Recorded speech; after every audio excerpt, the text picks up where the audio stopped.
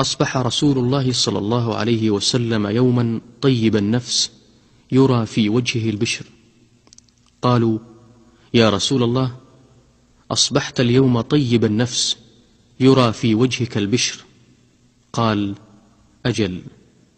أتاني آت من ربي عز وجل فقال: من صلى عليك من أمتك صلاة كتب الله له بها 10 حسنات، ومحى عنه 10 سيئات، ورفع له 10 درجات، ورد عليه مثلها. أصبح رسول الله صلى الله عليه وسلم يوما طيب النفس يرى في وجهه البشر.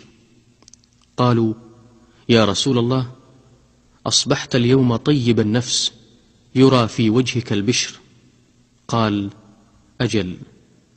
أتاني آت من ربي عز وجل فقال: من صلى عليك من أمتك صلاة